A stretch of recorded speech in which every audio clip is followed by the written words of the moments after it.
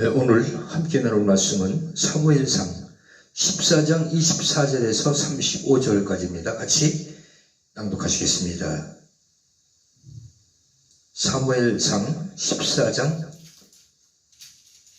24절에서 35절까지 이날에 이스라엘 백성들이 피곤하였으니 이는 사울이 백성에게 맹세시켜 경계하여 이르기를 저녁 곧 내가 내 원수에게 보복하는 때까지 아무 음식물이든지 먹는 사람은 저주를 받을지어다 하였습니다. 그러므로 모든 백성이 음식물을 맛보지 못하고 그들이 다 수풀에 들어간 즉 땅에 꿀이 있더라.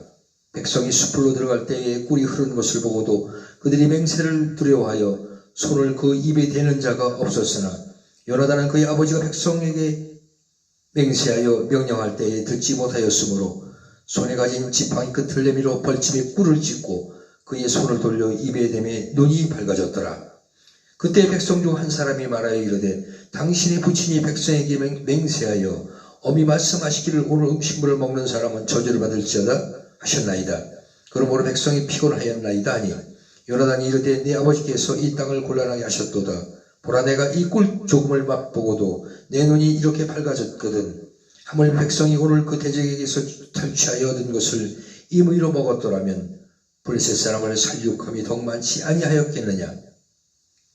그날의 백성이 믹마스에서부터 아일론에 이르기까지 블레셋 사람들을 쳤으므로 그들이 심히 피곤한지라 백성이 이에 탈취한 물건에 달려가서 양과 소와 송아지들을 끌어다가 그것을 땅에서 잡아 피채 먹었더니 무리가 사울에게 전하여 이르되 보소서 백성이 고기를 피채 먹어 여호와께 범죄하였나이다. 사울이 이르되 너희가 믿음 없이 행하였도다. 이제 큰 돌을 내게로 굴려오라고. 또 사울이 이르되 너희는 백성 중에 흩어져 다니며 그들에게 이르기를 사람은 각기 소와 양을 이리로 끌어다가 여기서 잡아먹되 피채로 먹어 여호와께 범죄하지 말라 하라매 그 밤에 모든 백성이 각각 자기의 소를 끌어다가 거기서 잡으니라. 사울이 여호와를 위하여 제단을 쌓았으니 이는 그가 여호와를 위하여 처음 쌓은 제단이었더라. 사울이 이르되 우리가 밤에 블레셋 사람들을 추격하여 동틀 때까지 그들 중에서 탈취하고 한 사람도 남기지 말자. 무리가 이르되 왕의 생각에 좋은 대로 하소서 할 때 제사장이 이르되 이리로 와서 하나님께로 나아가사이다. 아멘. 오늘 함께 나눌 말씀의 제목은 과욕이 부른 참사라는 제목을 가지고 우리 뜨겁게 은혜를 나누도록 하겠습니다. 업적을 세우려고 혹은 사욕을 채우려고 사람을 이용하거나 혹사해서는 안 됩니다. 블레셋을 할례없는 족속이라고 부르며 하나님의 종으로 여긴 요나단과 달리 사울은 블레셋을 내 원수로 간주했습니다. 사적인 복수심과 공명심에 사로잡힌 그에게 굶주리고 지친 군사들은 안중에도 없었습니다. 도리어 먹지도 말고 블레셋을 치라고 몰아붙일 뿐이었습니다. 사람의 안위를 돌보지 않는 동안과 요구는 믿음의 도전이 아니라 권력 남용입니다. 사람이 소진되고 기본적인 삶이 무너지는데 그것을 가리켜 하나님의 역사라고 할 수 없는 것입니다. 일을 할 때, 특히 기독교 신앙과 관련된 일을 할 때 내 욕심 때문에 사람을 도구화하지 않도록 우리 모두 조심해야 합니다. 특히 목회자는 더 이 말씀을 지켜야 되는 것입니다. 이 말씀을 저버리고 자기 좋은 대로 자기 사욕대로 교회를 운영할 때에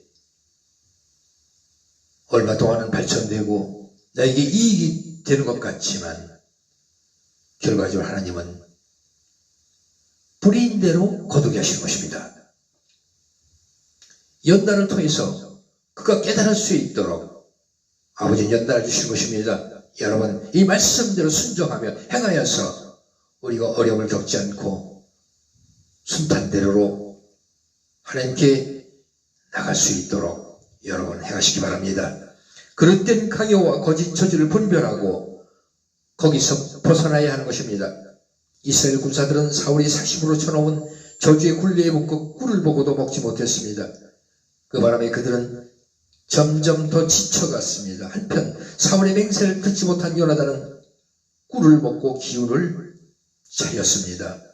사울의 맹세에 관한 소식을 듣고 나서도 두려워하기는커녕 그 맹세를 비판했습니다. 그것이 어리석고 비상식적일 뿐만 아니라 비신앙적인 맹세임을 알았기 때문입니다.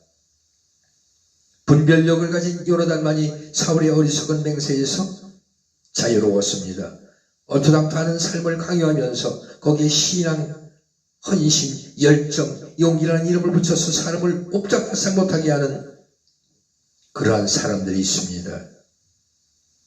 게다가 저주까지 들먹이며 겁주기도 합니다. 신앙의 이름으로 강요하는 몰상식하고 비인격적인 굴레를 부수고 벗어날 수 있어야 될 것입니다.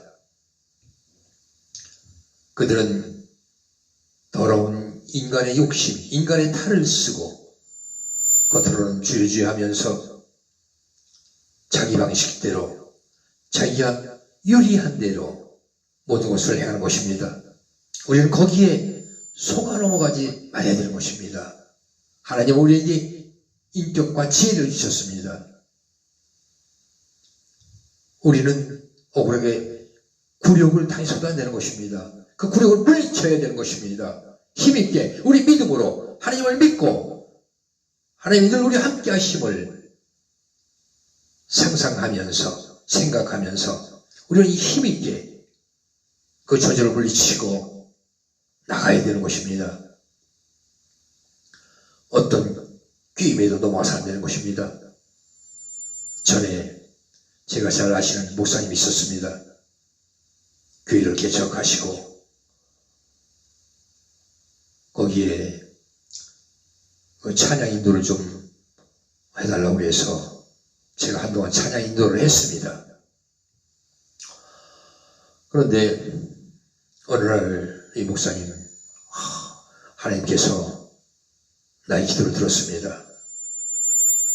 그때는 제가 집사였을 때였습니다. 박 집사님, 너무나 이렇게 하나님의 역사가 하나님 또 저에게 보여주시는 하나님께 얼마나 감사한지 모르겠다고 눈물 흘리면서 현재 상황을 설명했습니다. 어느 날 연구원의 박사라는 분이 교회에 참석하기로 해서 우리 교회로 나오시기로 했습니다. 그래서 그분이 앞으로 자기가 연구원에서 특허를 낸 게 있는데 그것이 LG에 통과만 되면 LG에서 결정만 되면 수십억의 후원금이 나옵니다. 그 중에 몇 분의 1을 제가 헌금으로 드리겠습니다. 목사님, 앞으로 목사님이 하고 싶은 모든 일들을 행하십시오. 이 건물도 사고 또 좋은 선교 사업도 행하시고 그래서 마음껏 제가 후원을 할 테니까 돈에 대해서 걱정 마시고 열심히 인도하시기 바랍니다. 그래서 이 목사님은 그것을 100% 믿고 하나님께 감사드리며 하루하루 그분이 후원금이 들어오기를 날만 기다렸습니다. 그 어느 날 LG 본사에서 오늘 계약이 있다고 계약이 되면 한 5억 정도 계약금이 들어오니까 그 5억을 쏴드리겠습니다. 목사님 통장번호를 알려주십시오. 그래서 목사님 당장 이 건물을 이 임대해 있는 이 건물을 매입하시기 바랍니다.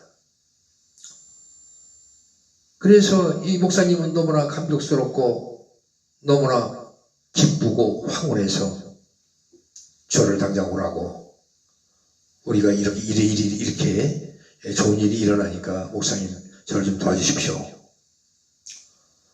저도 얼마나 참 하나님께서 이렇게 역사하시는구나. 하나님의 기적이 이것이구나. 다시 한번 이렇게 느끼게 됐습니다. 그래서 그 다음날 계약이 이루어지면 통장에 온라인으로 돈을 넣어준다고 해서 저보고 좀 일찍 교회 오셔가지고 돈이 올 때까지 같이 확인해서 일을 좀 같이 좀 교회를 하시면 어떻겠냐고 그래서 저도 얼마나 참 감사한 일입니까? 그렇게 해야죠. 무조건 도와야죠 하고서 그 다음날 일찍 교회에 와서 그 성도분의 후원금이 들어오기를 기다렸습니다. 12시가 돼서 아무 소식이 없고 2시가 돼도 소식이 없고 은행 마감 시간 4시가 돼도 소식이 없었습니다. 우리는 그때 권사님 한 분하고 그 목사님하고 저하고 셋이 긍정적으로 아마 계약이 늦어지기 때문에 돈이 적은 돈이 아니니까 LG 본사에서 아직 결제가 안 나서 아마 늦어지는 모양이라고 우리 더 좀 기도하면서 기다려봅시다. 그래서 이제 7시까지 기다렸는데 연락이 없습니다. 연락도 없고 뭐 돈도 통장에 안 오고 그래 우리는 또 긍정적으로 하나님께서 도와주시 일이니까 100% 신뢰하고 믿고 아마 계약이 늦어져서 아마 내일은 되지 않겠느냐. 내일 다시 기다리는 게 좋겠다. 그래 그 다음날 다시 9시까지 교회에 와서 또 기다렸습니다. 근데 12시가 돼도 소식이 없고 또 은행 마감 시간이 돼도 소식이 없고 그러길 한 3일 하니까 이상한 생각이 들어서 그 목사님이 그분이 거처하는 그 교회 부근에 거처하고 있었는데 거기를 확인하러 가보니까 자기가 사용하는 옷과 또 기구들을 다 빼고 빈 냉장고라든가 세탁기 이런 것만 남아있는 상태였습니다. 이상한 생각이 들어서 부정적으로 그래도 생각하는 것보다 긍정적으로 우리는 또 생각하고 더 좀 기다려보시죠. 기도하면서. 일주일을 기다렸는데 소식도 없고 돈도 안 오고 열흘을 기다려도 소식도 없고 돈도 없고 그 후에 알고 보니까 이분이 사기꾼이었습니다. 교회를 빙자하고 접근해서 사기를 치는 그러한 자들. 이 주위에도 그런 사람들이 너무나 많습니다. 여러분 지혜롭게 그런 사람들을 물리치기 바랍니다. 그래서 그 후에 그 목사님은 그 충격으로 교회도 다 때려치고 돈 벌러 간다고 서울 올라갔습니다. 그 후 지금까지 소식을 모르고 있습니다. 여러분 항상 열심히 성경을 읽고 묵상하며 지혜를 주님이 주시는 지혜로 그렇게 소원하지 않고 또 사기당하지 않고 피해보지 않도록 여러분 열심히 신앙생활 올바로 하시기 바랍니다. 비정상적인 억압과 강요는 죄의 폭발을 낳습니다. 저녁이 되어 사울이 맹세한 기간이 끝나자 허기에 이성을 잃은 군사들은 고기를 핏째 먹던 죄를 짓고 말았습니다. 물론 핏째 먹은 백성의 잘못이지만 성경은 그들을 극도의 허기로 몰아간 사울을 원인 제공자로 지목합니다. 타인을 지나치게 통제하는 것과 타인에게 지나치게 통제받는 것 모두 더 큰 죄로 이어질 위험이 있습니다. 여러분 사울처럼 이렇게 어리석게 하나님을 섬기는 자가 되지 않고 정말 지혜롭고 하나님의 원하시는 그 원칙대로 여러분의 신앙생활할 때 하나님 기뻐 우리의 믿음을 받으시고 우리를 축복하실 것입니다. 우리를 좋은 곳으로 좋은 길로 주시고 인도하시는 것입니다. 여러분 기도하시기 바랍니다. 할렐루야! 아버지 하나님 타인의 신앙과 삶을 목죄지 않게 하시고 그런 굴레를 분별하는 지혜를 우리에게 주시옵소서. 사울처럼 비정상적인 억압과 죄의 폭발을 낳는 그러한 자가 되지 않게 하시고 아버지 주님이 주시는 그 지혜로 우리가 살아가며 행할 때에 하나님 우리에게 더한 은혜와 믿음과 사랑과 축복을 주실 줄로 믿습니다. 오늘도 늘 우리를 주장하시고 인도하여 주시옵소서. 감사드리며 예수 그리스도 이름으로 기도드립니다. 아멘. 할렐루야.